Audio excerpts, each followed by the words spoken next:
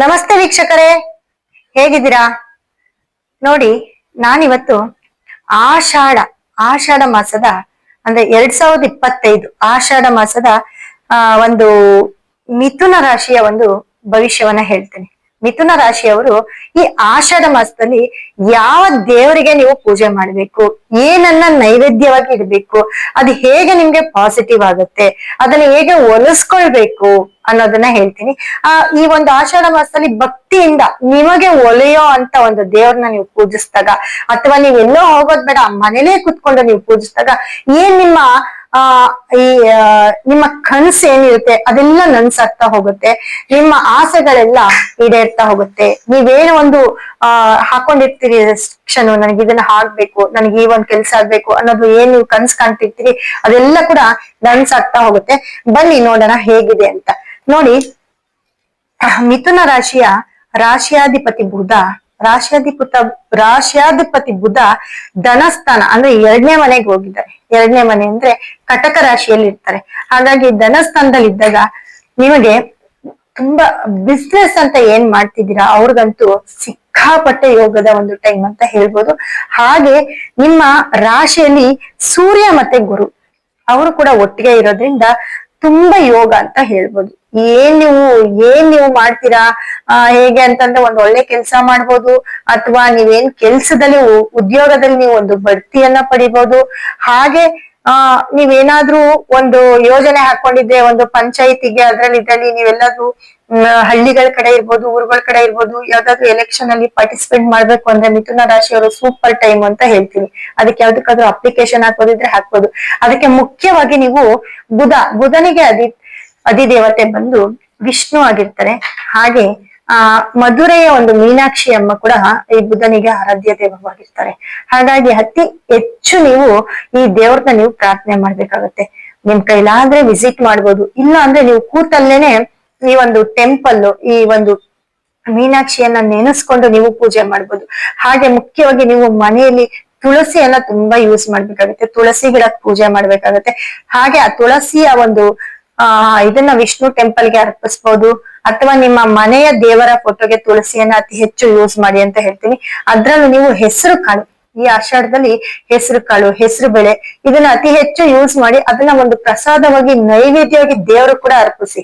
ಅದು ನಿಮ್ಮ ಒಂದು ಬುಧನ ಒಂದು ಧಾನ್ಯ ಆಗಿರೋದ್ರಿಂದ ಅತಿ ಹೆಚ್ಚು ನಿಮ್ಗೆ ಪಾಸಿಟಿವ್ ಸಿಗ್ತಾ ಹೋಗುತ್ತೆ.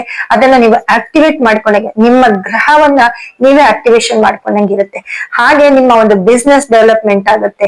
ನೀವು ಯಾರಾದ್ರೂ ಬಿಸ್ನೆಸ್ ಒಂದ್ ಸಂಸ್ಥೆ ನಡೆಸ್ತಾ ಇದ್ರೆ ಅದಕ್ಕೆ ನಿಮ್ಗೆ ಡೆವಲಪ್ಮೆಂಟ್ ಸಿಕ್ಕತ್ತೆ. ಈ ಒಂದು ತಿಂಗಳಲ್ಲಿ ಯಾವ ದೇವರಿಗೆ ಯಾವ ಪೂಜೆ ನಿಮ್ಗೆ ವಿಶೇಷ ಅಂತ ಹೇಳ್ತಾ ಹೋಗ್ತೀನಿ. ಹಾಗೆ ಮತ್ತೆ ಮುಖ್ಯವಾಗಿ ನಿಮಗೆ ಬೇಕಾಗಿರುವಂತ ಬುಧ ಗ್ರಹನ ಒಂದು ಕ್ರಿಸ್ಟಲ್, ಬುಧ ಗ್ರಹನ ಒಂದು ಬ್ರೇಸ್ಲೆಟ್ ಆಗಿರ್ಬೋದು, ಬುಧ ಗ್ರಹನ ಒಂದು ಕ್ರಿಸ್ಟಲ್ ಅಂದ್ರೆ ಬುಧನ ಒಂದು ಕಲ್ಲನ್ನ ನೀವು ತಂದು ನೀವು ಮನೇಲಿ ಇಟ್ಕೊಳ್ಬಹುದು.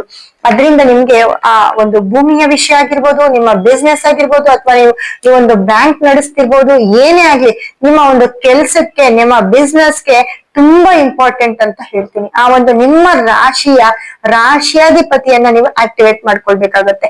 ಅದರ ಜೊತೆ ನೀವು ಮಾಡ್ಬೇಕಾಗಿರೋದು ಆಷಾಢ ಮಾಸದಲ್ಲಿ ಅತಿ ಹೆಚ್ಚಾಗಿ ವಿಷ್ಣುವನ್ನ ಮತ್ತೆ ಈ ಒಂದು ಮೀನಾಕ್ಷಿ ಅಮ್ಮನ್ನ ತುಂಬಾ ನೀವು ಆರಾಧಿಸ್ಬೇಕಾಗತ್ತೆ. ಮನೆಯಲ್ಲಿ ಕುತ್ಕೊಂಡೆ ನೀವು ಬೇಡ್ಕೊಳ್ಬಹುದು ಆಷಾಢದಲ್ಲಿ. ಅದೆಲ್ಲ ನಿಮ್ಗೆ ಪಾಸಿಟಿವ್ ಆಗ್ತಾ ಹೋಗುತ್ತೆ. ಹಾಗೆ ಅತಿ ಮುಖ್ಯವಾಗಿ ನೋಡಿ, ಹೆಸರುಬೇಳೆ ಪಾಯಸ, ಹೆಸರುಬೇಳೆ ಮತ್ತೆ ಗ್ರೀನ್, ಅತಿ ಹೆಚ್ಚು ಹಸಿರು ತರಕಾರಿಯ ಒಂದು ವೆಜಿಟೇಬಲ್ಸ್, ಗ್ರೀನ್ ತರಕಾರಿ, ಗ್ರೀನ್ ಸೊಪ್ಪನ್ನ ಅತಿ ಹೆಚ್ಚು ನೀವು ಸೇವಿಸ್ತಾ ಹೋಗ್ಬೇಕಾಗತ್ತೆ. ಇದು ಕೂಡ ನಮ್ಮ ಒಂದು ಗ್ರಹದ ಒಂದು ಆಕ್ಟಿವೇಶನ್ ಅಂತ ಹೇಳ್ತೀವಿ. ನಮ್ಗೆ ಏನ್ ಬೇಕು, ನಮ್ಮ ರಾಶಿಯಾಧಿಪತಿ ಬುಧನ ಒಂದು ಆಕ್ಟಿವೇಶನ್ ಅಂತ ಹೇಳ್ಕೊಳ್ತೀವಿ. ಹಾಗೆ ನೀವು ಮನೆ ಮುಂದ್ಗಡೆ ಸ್ವಲ್ಪ ಗಿಡಗಳನ್ನ ಬೆಳೆಸ್ಕೊಳ್ಬಹುದು. ಇವಾಗ ಬೆಳೆಸಿದ್ರೆ ಅತಿ ಹೆಚ್ಚು ನೀವು ಆ ಒಂದು ಜಾಗದಲ್ಲಿ ಕುತ್ಕೊಂಡು ನೀವು ಏನಾದ್ರೂ ಒಂದು ಮಾತಾಡಿದ್ರೆ ಅದು ಪಾಸಿಟಿವ್ ಆಗ್ತಾ ಹೋಗುತ್ತೆ. ನಿಮ್ಮ ವಿಲ್ ಪವರ್ ಜಾಸ್ತಿ ಆಗ್ತಾ ಹೋಗುತ್ತೆ. ಅದರಲ್ಲೂ ಮಿಥುನ ರಾಶಿಯವ್ರಿಗೆ, ಮುಖ್ಯವಾಗಿ ಮಿಥುನ ರಾಶಿಯವ್ರಿಗೆ, ಮಿಥುನ ಅಂದಾಗ ನೀವು ನೋಡಿರ್ತೀರಾ, ಮಿಥುನ ರಾಶಿಯವರಿಗೆ ಅತಿ ಹೆಚ್ಚು 2 ಫ್ಯಾಮಿಲಿ ಅಂದ್ರೆ ಇಬ್ಬರ ಮಂದಿರು ಇರೋದು, ಮಕ್ಕಳಾಗಿದ್ರೆ ಇಬ್ಬರ ಮಂದಿರು, ಅಮ್ಮ ಚಿಕ್ಕಮ್ಮ ಇಲ್ಲ ಅಥವಾ ತಾಯಿ ಹತ್ರ ಬೆಳೆಯೋದು ಅಥವಾ ಹಾಸ್ಟೆಲ್ ಅಲ್ಲಿ ಇರೋದು ಅಥವಾ ಅಮ್ಮ ಚಿಕ್ಕಮ್ಮನ ಹತ್ರ ಬೆಳೆಯೋದು, ಈ ತರ ಒಂದು ಸೆಕ್ಟರ್ ಇರುತ್ತೆ ಮಿಥುನ ರಾಶಿ. ಅಥವಾ ಇಬ್ರು ಹೆಂಡತಿಯರು ಕೂಡ ಇರ್ಬೋದು ಅವ್ರಿಗೆ, ಇಬ್ರು ಇಬ್ಬರ ಎರಡು ವಿವಾಹ ಆಗಿರೋದು ಯಾವ್ದೋ ಒಂದು ಕಾರಣಾಂತರದಿಂದ, ಇಲ್ಲಾಂದ್ರೆ ಒಬ್ರು ಪ್ರೇಯಸಿ ಆಗಿರೋದು, ಹೀಗೆ ಎರಡು ಅವರ ಒಂದು ಜೀವನದಲ್ಲಿ ಎಲ್ಲ ಎರಡೆರಡು ಆಗಿರುತ್ತೆ. ಏನೇ ಆಗಿರ್ಲಿ, ಎರಡು ಕಂಪ್ನಿ ನಡೆಸೋದು ಒಂದೇ ಅಂತಲ್ಲ, ಕೆಟ್ಟದ್ದು ಅಂತಲ್ಲ, ಎಲ್ಲಾನು ಎರಡರಲ್ಲಿ ಮುಕ್ತಾಯ ಹಾಕುತ್ತೆ ಮಿಥುನ ರಾಶಿಯವರಿಗೆ. ಹಾಗಾಗಿ ನೋಡಿ, ಎರಡನೇ ಮನೇಲಿ ಮೊದಲು ರಾಶಿಯಲ್ಲಿ ಗುರು ಮತ್ತೆ ಸೂರ್ಯ, ಅದು ಯೋಗನೆ ಅಂತ ಹೇಳ್ಬೋದು. ಮತ್ತೆ ಎರಡನೇ ಮನೆಯಲ್ಲಿ ಬುಧ, ಧನಸ್ಥಾನದಲ್ಲಿ ಬುಧ ಇರೋದು ತುಂಬಾ ನಿಮ್ಗೆ ಯೋಗ ಅಂತ ಹೇಳ್ಬೋದು. ಮೂರನೇ ಮನೆಯಲ್ಲಿ ಕುಜ ಕೇತು, ಅಲ್ಲೂ ಕೂಡ ನಿಮ್ಗೆ ತುಂಬಾ ಅಂದ್ರೆ ಫ್ರೆಂಡ್ಸ್ ಅಣ್ಣ ತಮ್ಮಂದಿರು ಸ್ವಲ್ಪ ಹಾಗೆ ಹೀಗೆ ಇರುತ್ತೆ. ಅದ್ ಬಿಟ್ರೆ ಬೇರೆ ವಿಷಯದಲ್ಲೆಲ್ಲ ತುಂಬಾ ಸೂಪರ್ ಅಂತ ಹೇಳ್ಬೋದು. ಮತ್ತೆ 12ರಲ್ಲಿ ಶುಕ್ರ ಇರೋದ್ರಿಂದ ಮಿಥುನ ರಾಶಿಯವರಿಗೆ ಇನ್ನೊಂದು ಕೇರ್ಫುಲ್ ಮಾತು ಏನ್ ಹೇಳ್ತೀನಿ ಅಂದ್ರೆ, ಸ್ವಲ್ಪ ಹೆಂಗಸರ ಒಂದು ಸಹವಾಸ ಇದ್ರೆ ಮಿಥುನ ರಾಶಿಯವರ ಗಂಡಸರಿಗೆ ಸ್ವಲ್ಪ ಹುಷಾರಾಗಿರಿ ಅಂತ ಹೇಳ್ತೀನಿ. ಇದರಿಂದ ಸ್ವಲ್ಪ ಎಲ್ಲೋ, ಯಾಕಂದ್ರೆ 12ರಲ್ಲಿ ಶುಕ್ರ ಇದ್ದಾಗ ಅವ್ರ ಕಡೆಯಿಂದ ಎಲ್ಲೋ ತೊಂದರೆ ಆಗ್ಬೋದು. ಅದು ಇವಾಗ ನಿಮ್ಗೆ ಹೇಳಿದ ತಕ್ಷಣ ನಿಮಗ್ ಗೊತ್ತಾಗಿರುತ್ತೆ. ಆ ತರ ಒಂದು ಸಿಚುವೇಶನ್ ಕೂಡ ನಡೆಯುತ್ತೆ. ಹಾಗೆ ಮುಖ್ಯವಾಗಿ 9ರಲ್ಲಿ ರಾಹು ಇದ್ದಾಗ ಓಕೆ, ಯಾಕಂದ್ರೆ ಇವಾಗ ಒಂದು ಏನಾಗತ್ತೆ, 9ರಲ್ಲಿ ರಾಹು ಇದ್ದಾಗ ನಿಮ್ಗೆ ಸೂರ್ಯ ಗುರು ರಾಶಿ ಅಧಿಪತಿಯಲ್ಲಿ ಒಳ್ಳೆ ಟೈಮ್ ನಡೀತಿರ್ಬೇಕಾದ್ರೆ ಅದ್ರ ಜೊತೆಗೆ ನೀವು ಇದನ್ನೆಲ್ಲ ಆಕ್ಟಿವೇಟ್ ಮಾಡ್ಕೊಳ್ತೀರಾ. ಹಿಂಗಿದ್ದಾಗ ನಿಮ್ಗೆ ಈ ಕೆಲ್ಸಗಳೆಲ್ಲ, ಈ ಒಂದು ನಾನು ಹೇಳಿರೋ ಧಾನ್ಯ ಆಗಿರ್ಬೋದು, ನಾನು ಹೇಳಿರೋ ದೇವರಾಗಿರ್ಬೋದು, ಇದನ್ನ ನೀವು ತುಂಬಾ ಆಷಾಢ ಮಾಸದಲ್ಲಿ ಆರಾಧಿಸಿದಾಗ ನಿಮ್ಮ ಒಂದು ಕೆಲ್ಸ ನೀವೇನ್ ಅನ್ಕೊಳ್ತಿತ್ತೋ ಅದು ನನ್ಸಾಗ್ತಾ ಹೋಗುತ್ತೆ. ಒಂದ್ ಸ್ಕೂಲ್ ಸೆಕ್ಟರ್ ಇರ್ಬೋದು, ಒಂದು ಬ್ಯಾಂಕಿಂಗ್ ಸೆಕ್ಟರ್ ಇರ್ಬೋದು, ನಿಮ್ಮ ಸಂಸ್ಥೆ ಇರ್ಬೋದು, ಬಿಸ್ನೆಸ್ ಅವ್ರು ಇರ್ಬೋದು, ನೀವೇನು ವೃದ್ಧಿ ಆಗ್ಬೇಕು ಅನ್ಕೊಳ್ತಿದಿರೋ, ಯಾರು ಲಾಸ್ ಅಲ್ಲಿ ಇರ್ತಿರೋ ಅವರೆಲ್ಲ ಇಂಪ್ರೂವ್ಮೆಂಟ್ ಆಗ್ತಾ ಹೋಗ್ತೀರಿ. ರಾಹು ಅಂದ್ರೆ 9ನೇ ಮನೆ.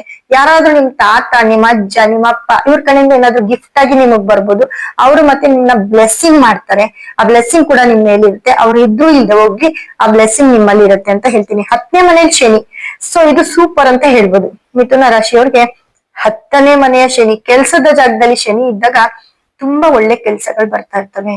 ನೀವು ಶನಿ ಎಲ್ಲಿ ಇರ್ತಾರೋ ಅಲ್ಲಿ ಯಾವ್ದೋ ಒಂದು ಮಾತ್ರ ನೆಗೆಟಿವ್, ಅವನ ದೃಷ್ಟಿ ಯಾರ ಮೇಲೆ ಬಿದ್ದಿರುತ್ತೋ ಅಲ್ಲಿ ಆ ಮನೆ ನೆಗೆಟಿವ್.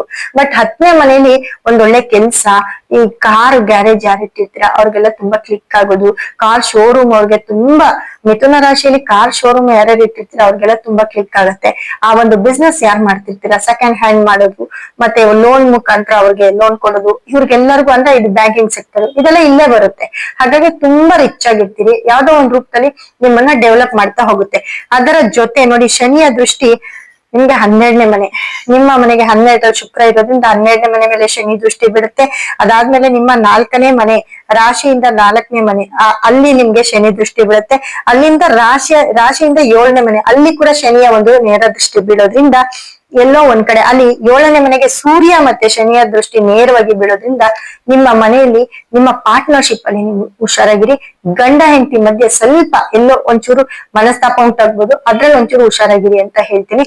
ಹಾಗೆ ಎಲ್ಲದಕ್ಕಿಂತ ಮುಖ್ಯವಾಗಿ ನೀವು ಈ ಒಂದು ಬುಧನ ಒಂದು ಕಲ್ಲೇನಿದೆ, ಆ ಒಂದು ಕಲ್ಲನ್ನ ನೀವು ದಯವಿಟ್ಟು ನೀವು ಆ ಕಲ್ಲನ್ನ ಯೂಸ್ ಮಾಡಿ. ಈ ಒಂದು ಟೈಮಲ್ಲಿ ಆಕ್ಟಿವೇಟ್ ಮಾಡ್ಕೊಳ್ಳೋದು ಎಷ್ಟು ಮುಖ್ಯನೋ, ಈ ಒಂದು ಸ್ಟೋನಿನ ಒಂದು ಪಾಸಿಟಿವ್ ಕೂಡ ನಿಮ್ಗೆ ಅಷ್ಟೇ ಮುಖ್ಯ. ಇದರ ಜೊತೆ ನೀವೊಂದು ಸ್ಟೋನ್ ನಿಮ್ಮ ರಾಶಿಯಾಧಿಪತಿಯ ಒಂದು ಬುಧನನ್ನ ನಿಮ್ ಮನೇಲಿ ಇಟ್ಕೊಂಡಂಗೆ ಅಂತ ಅರ್ಥ. ಈ ಒಂದು ಕಲ್ಲನ್ನ ಯೂಸ್ ಮಾಡಿದಾಗ ಅದರ ಒಂದು ಬ್ರೇಸ್ಲೆಟ್ ಅನ್ನ ನೀವು ಕೈಗೆ ಯೂಸ್ ಮಾಡಿ, ಅದು ಕೂಡ ನಿಮ್ಗೆ ತುಂಬಾ ಯೋಗವನ್ನ ತಂದ್ಕೊಡ್ತಾ ಹೋಗುತ್ತೆ. ಫಸ್ಟ್ ನಿಮ್ಮ ರಾಶಿಯಾಧಿಪತಿನ ನೀವು ಹೊಲಿಸ್ಕೊಳ್ತಾ ಹೋಗ್ತೀರಿ. ಹೀಗ್ ಮಾಡಿದಾಗ ನೀವೇನೇನ್ ಅನ್ಕೊಳ್ತೀರೋ ಎಲ್ಲಾ ಪಾಸಿಟಿವ್ ಆಗ್ತಾ ಬರುತ್ತೆ. ಹಾಗಾಗಿ ಮಿಥುನ ರಾಶಿಯವರು ಕಷ್ಟದ ಜೊತೆಗೆ ಸುಖನೂ ಇರೋದ್ರಿಂದ ಆ ನಿಮ್ಮ ಸುಖನ ದುಪ್ಪಟ್ಟು ಮಾಡ್ಕೊಳ್ಳಿ ಅಂತ ಹೇಳ್ತಾ, ಮುಂದಿನ ವಿಡಿಯೋದಲ್ಲಿ ಹೆಚ್ಚೆಚ್ಚು ಮಾಹಿತಿಯನ್ನ ಕೊಡ್ತಾ ಹೋಗ್ತೇನೆ. ನಿಮ್ಗೆ ಯಾವ ಒಂದು ಸ್ಟೋನ್ ಆಗ್ಲಿ, ನಿಮ್ಗೆ ಒಂದು ಬ್ರೇಸ್ಲೆಟ್ ಆಗ್ಲಿ ನೀವು ಬೇಕು ಅಂದಾಗ ನಮ್ಮ ಒಂದು ನಂಬರ್ಗೆ ಕರೆ ಮಾಡಿ ನೀವು ಆನ್ಲೈನ್ ಮುಖಾಂತರ ಕೂಡ ನೀವು ಅದನ್ನ ತರಿಸ್ಕೊಳ್ಬಹುದು. ಅದರಿಂದ ನಿಮ್ಗೆ ಯೋಗವನ್ನೇ ಕಾಣ್ತೀರಾ ಹೊರತು ನಿಮ್ಮ ಒಂದು ಏಳಿಗೆಯನ್ನ ನೋಡ್ತಾ ಹೋಗ್ತೀರಿ ಅಂತ ಹೇಳ್ತಾ ನನ್ನ ಈ ಮಾತನ್ನ ಮುಗಿಸ್ತೀನಿ. ಧನ್ಯವಾದ ವೀಕ್ಷಕರೇ.